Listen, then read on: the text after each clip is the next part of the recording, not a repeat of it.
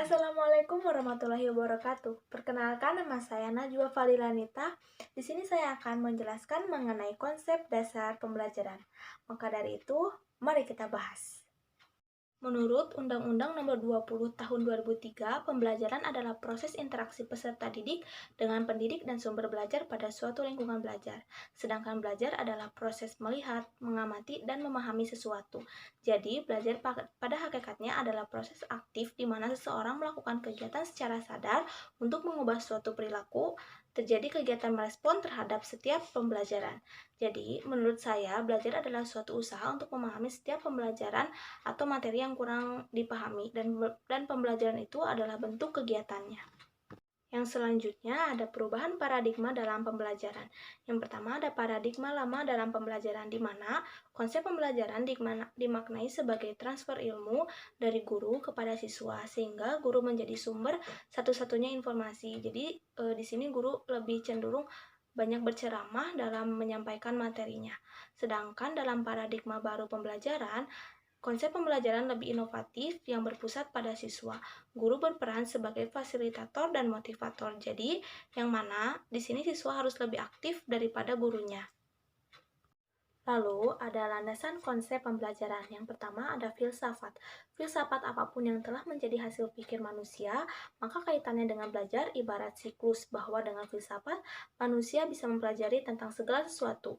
Dan sebaliknya, dengan aktivitas belajar, maka pemikiran-pemikiran tentang belajar terus berkembang dan banyak ditemukan, sehingga membawa warna inovasi atau ide dan pemikiran manusia sepanjang zaman. Yang kedua, ada psikologi. Di antara psikologi yang banyak dan memang masih bertahan menjadi landasan pokok dalam dunia pendidikan, yaitu psikologi kognitif dan behavioristik.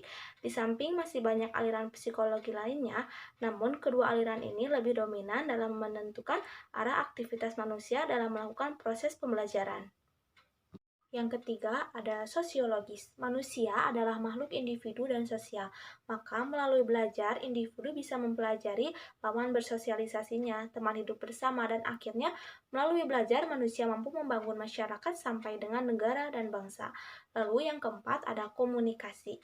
Pendidikan dan komunikasi ibarat setali tiga uang, yang satu memberikan pemaknaan terhadap yang lainnya. Dan prakteknya, proses belajar atau pembelajaran akan menghasilkan suatu kondisi di mana individu, dalam hal ini siswa dan guru, siswa dengan siswa, atau interaksi yang kompleks sekalipun pasti akan ditemukan suatu proses komunikasi. Yang kelima, ada teknologi. Pembelajaran erat kaitannya dengan penggunaan teknologi pendidikan. Pembelajaran yang komprehensif harus memperhatikan perbedaan intersiswa, di mana siswa ada yang tipe auditif, visual, dan kinestetik. Penggunaan teknologi dalam pembelajaran akan menjembatani dalam menyampaikan materi, sehingga pembelajaran lebih akomodatif dan menyenangkan. Maka dari itu, dalam proses pembelajaran, guru harus menggunakan media atau alat yang akan digunakan untuk mempermudah proses pembelajaran. Apalagi pada zaman sekarang, teknologi sudah berkembang sangat pesat. Maka dari itu, guru harus dituntut membuat media pembelajaran yang berbasis ICT atau TIK. Lalu, yang selanjutnya ada proses pembelajaran. Proses pembelajaran dapat melalui tatap muka di dalam ruang kelas dan dapat melalui media elektronik. Contohnya, saat era pandemi, proses pembelajaran melalui internet mendorong mahasiswa lebih aktif dalam pembelajaran karena harus berkomunikasi secara maya dengan para dosen dan mahasiswa lainnya.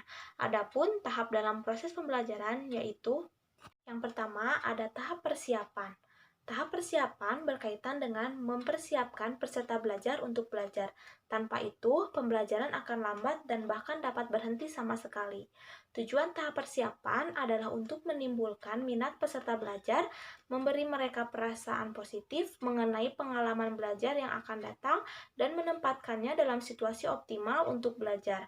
Hal tersebut dapat dilakukan dengan memberikan sugesti yang positif. Lalu yang kedua ada penyampaian.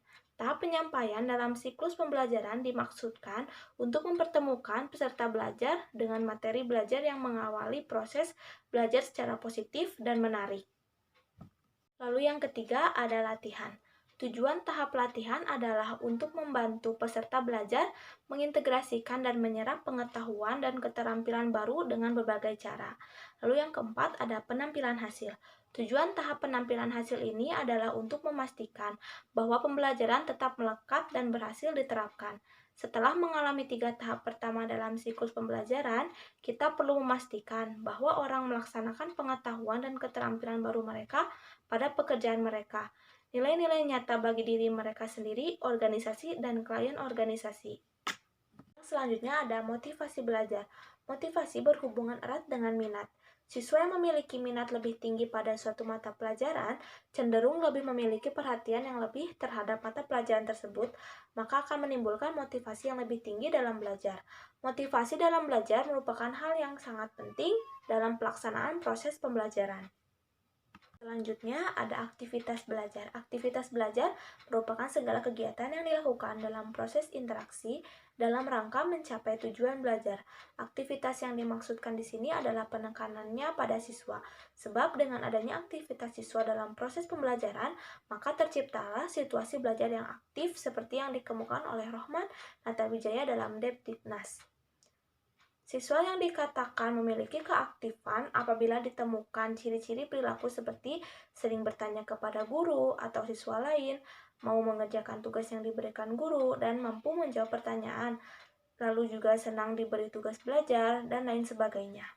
Maka dari itu, guru harus bertindak sebagai fasilitator dan narasumber yang memberikan kemudahan bagi siswa untuk belajar sehingga siswa aktif dalam pembelajaran. Yang selanjutnya ada teori pembelajaran. Sebelum merancang pembelajaran, seorang guru harus menguasai sejumlah teori atau filsafat tentang belajar, termasuk beberapa pendekatan dalam pembelajaran. Teori-teori yang harus dikuasai yaitu yang pertama ada teori behaviorisme, yang kedua teori humanisme, yang ketiga teori kognitivisme, yang keempat teori konstruktivisme. Lalu yang terakhir ada peran guru. Yang pertama, guru sebagai pengajar. Guru bertugas memberikan pengajaran di dalam kelas. Ia menyampaikan pelajaran agar murid memahami dengan baik semua pengetahuan yang telah disampaikan itu. Selain dari itu, guru juga berusaha agar terjadi perubahan sikap, keterampilan, kebiasaan, hubungan sosial, apresiasi, dan sebagainya melalui pengajaran yang diberikan. Lalu yang kedua, ada guru sebagai pembimbing. Guru berkewajiban memberikan bantuan kepada murid agar mereka mampu menemukan masalahnya sendiri, memecahkan masalahnya sendiri, mengenal diri sendiri, dan menyesuaikan diri dengan lingkungannya. Lalu yang ketiga, ada guru sebagai ilmuwan. Guru dipandang orang yang paling berpengetahuan. Jadi, guru bukan hanya berkewajiban menyampaikan pengetahuan yang dimilikinya saja kepada murid, tetapi juga berkewajiban mengembangkan pengetahuan dan terus-menerus memupuk pengetahuan yang telah dimilikinya. Lalu yang keempat adalah guru sebagai pribadi. Sebagai pribadi, setiap guru harus memiliki sifat-sifat yang disenangi oleh murid-muridnya, oleh orang tua murid, dan oleh masyarakat sekitar. Sifat-sifat itu sangat diperlukan agar guru dapat melaksanakan pengajaran yang secara efektif. Kesimpulannya, untuk menentukan konsep dasar pembelajaran, maka perlu adanya landasan konsep pembelajaran, yaitu filsafat, psikologi, sosiologis, komunikasi, dan teknologi.